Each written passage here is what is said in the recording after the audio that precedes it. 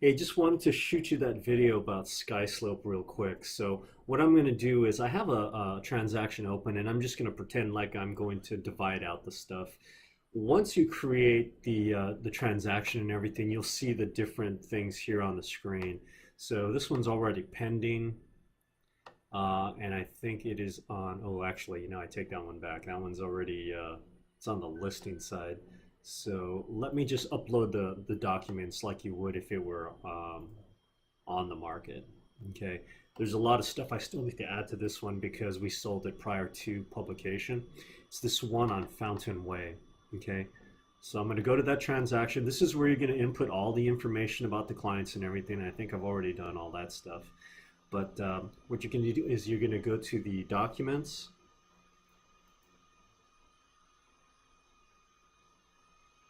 Oh, I'm sorry. We're going to go to the checklist. And that's going to show you all the documents that I'm missing on this particular file. So like the listing agreement, things like that, all those things can be divided up by attachment if you have them individually saved somewhere. But most people don't. So what you're going to do is you're going to scan all that stuff at the office. And the scanner at the office, I highly recommend you use. It uses real Adobe Acrobat. So it compiles the files in a much smaller format, probably like a quarter of what it would be if you were to scan like using a scanner at home. So just FYI. But you're going to go to the documents, and then you're going to upload your documents. Okay, so in my case, I already got it saved under listing agreement unsigned, just because I'm going to use that. And what it'll do is it'll bring up all the information and everything as one single file. Okay, that listing agreement. And what you're going to do is split that document. Okay, so we're going to go to the split.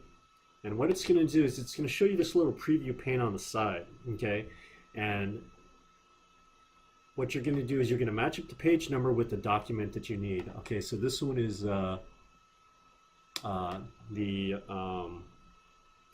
AD1, which is the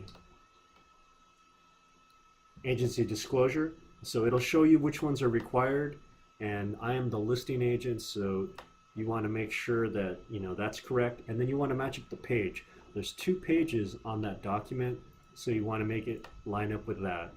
The next one would be the possible representation of more than one buyer.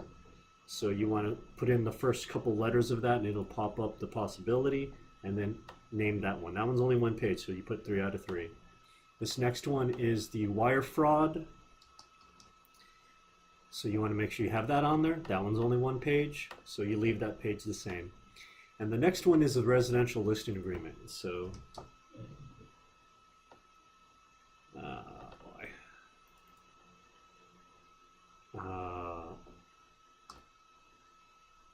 listing agreement. There we go.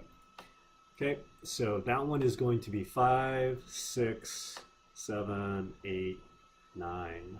So you're going to go from 5 to 9 and represent that one. And you're going to basically split that all the way down the line, for all the different separate disclosures.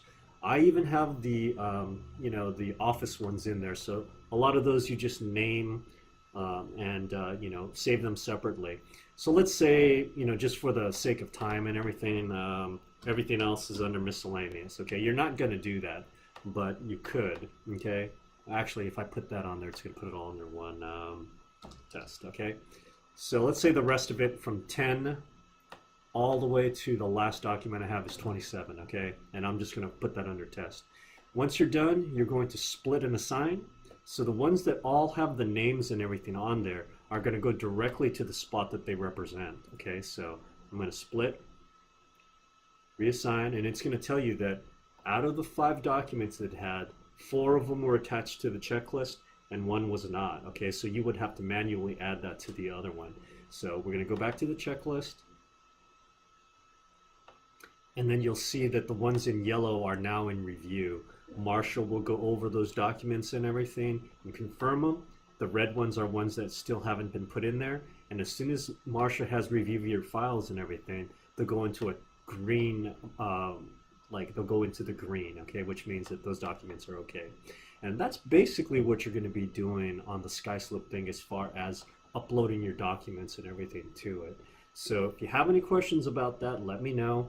It just brought up actually kind of a new feature. Well, it's not a new feature, but if you want to know what the document was or what, if someone signed it or not, you can always hover your cursor over the top of the attachment, and it'll kind of give you a preview pane of what you're looking at and everything.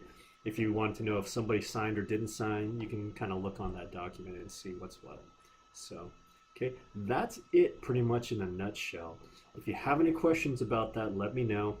Using Skyslope, you can also sign documents, okay? So if you go to click on the Century 21 logo, these are the other features you can do. The DigiSign is a way for you to electronically sign documents and everything. And the working documents is very helpful for some of the most commonly used documents, like the environmental hazard booklet and things like that. If you go under the office documents, most of the common documents that we use are uploaded to these files. So if you needed to order name writers or had a sign writer done, preferred client club, those kinds of things. Also, like the natural hazard booklet, the receipt, things like that. Those are all here on all these documents. And if you want to take a look at them, I think you could just hit it that way and it'll pull those up. I don't think you can fill them through here, but you can print them out and then, or download them and use them at your discretion. Okay. If you have any other questions, Lori, let me know. I'm sure you'll have other questions and everything. Give me a call and I'll create a video that'll help you kind of figure out what steps you need to take next. So I will talk to you later.